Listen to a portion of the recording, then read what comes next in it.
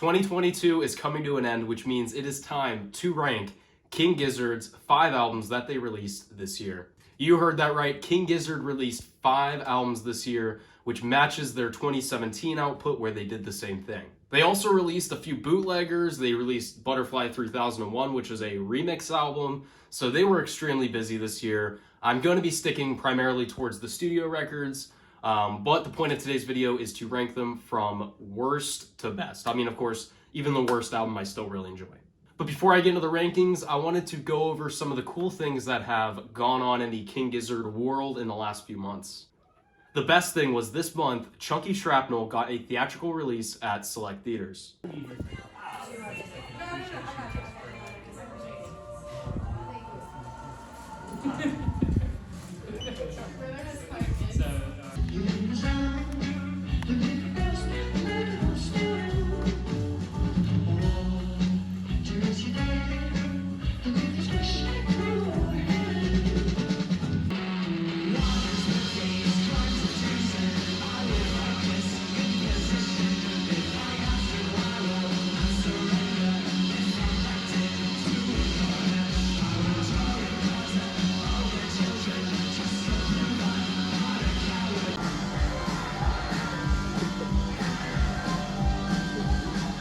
I ended up getting to see them here in Pittsburgh. It was so surreal and cool getting to see Chunky Shrapnel on the big screen. I went with some friends. It was a really cool time. If you ended up getting to see Chunky Shrapnel in a theater near you, let me know and how it was. It was an absolutely amazing time. I mean, I had seen Chunky Shrapnel about 6 months ago.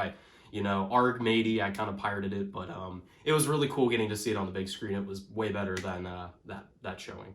King Gizzard also announced a 2023 Residency Tour. They're going to be at Red Rocks again. They're going to be in Tennessee. I think they're going to be in California. I can't remember the other place, but I mean, I'll have it on screen, but it looks absolutely amazing. I did not end up snagging tickets personally, but if you ended up getting some tickets, let me know which shows you're going to, which ones you're amped for. The Caverns, that one's going to be amazing. I cannot wait to see concert footage from that. But anyways, that is like the major news headlines that have happened. Recently, I kind of going back to my whole KGL weekly, KG monthly kind of thing I was doing for a while with the headlines. But anyways, let's get on to the main part of the show, ranking King Gizzard's 2022 albums. Before getting into it, I gotta stress that even the number 5 placement on this list, I still absolutely love. So don't take anything too much to heart. I mean, it was super hard narrowing it down, especially when we get into the top 3. Starting off with number 5, we have Made in Timeland. I know Made in Timeland isn't everyone's thing. It is a very unique album, probably one of their most unique sound-wise. Very techno-y, very electronic. It is described as like intermission music, which makes sense. They did use it at their shows whenever they would have like a 15-minute break. They would use the songs in that. The opening track, Timeland, might just be one of my favorite songs of the year. It is super unique. I love how it goes from like one sound to another. It's got like multiple songs in one. I know a lot of people prefer Smoke and Mirrors, but for me, the song Timeland, it takes the cake. But moving on to number 4, we have Laminated Denim. Laminated Denim is like the prequel, sequel, follow-up, whatever, to Made in Timeland. Like Timeland, it's 2 15-minute long tracks. You got The Land Before Timeland and Hypertension. While it does have the connection to Timeland, they could not even be more different. Especially sound-wise. I mean, Timeland was a lot more electronic focused.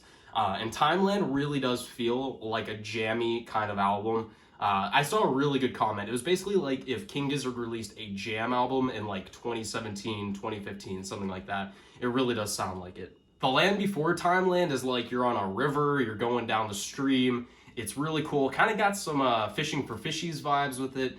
But the absolute best part is at the last 90 seconds of Land Before Timeland, where it just gets like super trippy and it absolutely draws me in, and it's my favorite part of the song. Which perfectly sets up for the next track, Hypertension, which is absolutely one of their best songs of the year. Just really cool. Again, really kind of trippy. I love the build-ups all throughout it. I love the, I got that hypertension from another dimension in my time invention, stuff like that. It's so cool. A really cool album, and it's another one of the intermission style music they used, although they did use Timeland when I was there at Red Rocks. They did use the other tracks in Laminated Denim for the previous nights. And actually, surprisingly, Anthony Fantano, who reviews music if you don't know him, he gave it an 8 out of 10, which really shocked me. He's usually pretty strict with his ratings, but he reviewed it as the highest ranked album of the year. I can't personally agree, but I think that's really cool that he loved it so much. And I really think this album, like, over time is only going to get, like, better for me. Moving on to number 3, we have the final album to release in 2022, and that is Changes. Changes, I think, might be a lot of people's favorite album from this year. It was actually supposed to release in 2017, but they just kept tweaking it and pushing it along, so it found its way into 2022's rotation, and it was definitely worth the wait. Definitely more jazzy, piano-focused compared to the other albums of the year. Just some really, really cool kind of electronic tracks. It's like if you had like longer songs on Sketches of Brunswick East. This album gets a lot of comparisons to that album, and I can see it. You got the opening track Change, which continues with the trend of King Gizzard dropping long tracks this year, which I love. I know a lot of people don't love their long songs. I think they are awesome, and Change is no different. Again, what I love with their long songs is whenever they're able to perfectly like transition from one part of the song to the next, and I think Change does that amazingly. Ambrose, he's got his vocals on this thing. I actually think there's also Cookie and Joey's. Like, you got everyone working together on this song. And I really think that Ambrose, especially, he steps up so many songs that dropped this year. Like, a lot of the songs would be, like, pretty good, but Ambrose takes it to, like, a 10. And Change definitely is one of them. Other favorites of mine from this album, AstroTurf, No Body, and Exploding Suns are probably my 2 favorites from the album. I love when they get really slow and really, psychedelic, and I feel like those songs are really like that. They're very chill.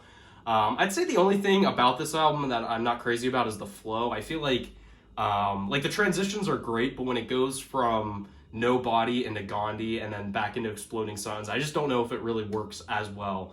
But of course, you got the really cool thing where each letter of the songs spells out the word Changes. So I don't know if that was the reasoning for having the placement like that, but that's just a point of mine. And then you finish off with Short Change, which is like a recap. It's kind of like the song Paper Mache from Paper Mache Dream Balloon. It kind of just perfectly wraps the album up. It's got that melody all throughout, and it's just a great ending to the album. And now moving on, it gets really difficult for me from here as we move into the top 2. It's really hard, but I'm going to go for number 2, Ice, Death, Planets, Lungs, Mushrooms, and Lava. It's really close. This album is so close to the number 1 spot, but I'm going to put it at number 2. It's just tough. But Ice, Death, Planets, Lungs, Mushrooms, and Lava is a very concept-heavy album. You got like the 7 modes of music. I still don't really know what that means, but for those of you that are musical geniuses, maybe that'll make sense. But you got a bunch of different ideas. I love how each song is so unique, and it just takes an idea and it runs with it. It's just an amazing album. Starting off with Mycelium. If you watch my Ice, Death, Planets review, I was like, I don't really know if I like this song. I feel like the Mycelium thing was going to get kind of old for me, but honestly, now I really love it. But kind of like what I mentioned earlier, Ambrose takes this song from being good to great. I love his vocals in this song. It just makes it so sweet and dreamy and just a great opening track. Ice 5, one of the lead singles, just an absolutely incredible song. I love how, you got the Ice 5, Will We Survive, Ice 5. They played it in Philadelphia when I was there, and it was a really cool performance, and Ice 5 is legendary. However, the standout track from this album is Magma. Especially when you watch the KEXP version of this song. Oh my god, it is just so good. I love how, I kind of described it in my review, but it's like you're in an underground coffee house, kind of like how Magma is underground. I like how it starts out pretty chill, and then you got that really jammy part in the middle before erupting at the end. I love the really explosive, aggressive, last parts of the song, and it's just it's probably my favorite track of the year. It's at least in the top 3, but I am gonna make a top 10 songs video from this year in a week, so I guess you'll have to wait to see what I choose then. Lava is also a standout track for me. I love the chant that you got at the end. The song starts out very serene, and then you got a really cool Cavs drum solo, and then the lava is death, the death is life, the lava is death, the death is life, you know what I mean. It's a really cool chant, and they played it like twice at the shows that I was at this year, so hearing it each time, they really just went crazy with it, and I loved it. You also have Iron Lung, which is one of the best songs they've ever done. It, kind of really jazzy. The music video is really psychedelic. And then the closing track, Gliese 710, is a perfect closing track for this album. It like recaps the whole thing with the melt the ice, reheat the dead, terraform the planets, compress the lungs, eat the mushroom, and what's the last part? Like freeze the lava. I don't know, but really cool to sing along to. It's an amazing track, and it closes out this album on a perfect note. By process of elimination, you probably already know my number one pick, but it is Omnium Gatherum. Omnium Gatherum is the third album where they've had like a collection of genres all together into one, and I absolutely love it. You got the opening Dripping Tap, which is probably the best song of the year. I know I mentioned Magma. It's really close, but that song is just so perfect, and it is one of their best of all time. Evilest Man, Garden Goblin, Blame It on the Weather. That's my favorite 3-song run in their entire discography. Just absolutely love all those tracks. The heavier songs with Gaia and Predator X are like standout tracks for me as well. They just get me amped up. They're really powerful. I feel like if you're at like a hockey game, they would be absolutely amazing songs for when the team's on a power play or something like that. You'd really get the crowd amped up. I love that. Presumptuous and Persistence are also really amazing. Persistence is super catchy. Presumptuous is an Ambrose track. Red Smoke is another one that he did in this album. Just really good stuff. The two final tracks are kind of connected to each other. You got Candles and The Funeral. Just a really cool outro to this album. What can I say? This is my favorite album of the year and one of my favorite albums that they've ever released. I have mentioned it before that I kind of really like all their stuff. So quantity kind of gets, like, I know quantity over quality is not necessarily a good rule of thumb, but for King Gizzard music, it applies for me because I think all their songs have quality. So with Omnium Gatherum having 16 songs, it's just gonna have an edge for me. There's so much in this album that I love. I know I don't love all of it, of course, but most of it is just absolutely amazing, and yeah, I love it. But anyways, guys, that is my 2022 albums ranked by King Gizzard and the Lizard Wizard. I'd love to hear your opinions in the comments section below, so let me know what your rankings would be. And yeah, I hope you guys all have a wonderful holiday as we're getting to that time. So I'm going to be spending it with some family, so I can't wait for that. And look out for a top 10 King Gizzard songs video from this year. In about a week or two, I'll have it out. But yeah, guys, thank you so much for watching, and I will see you all in my next video.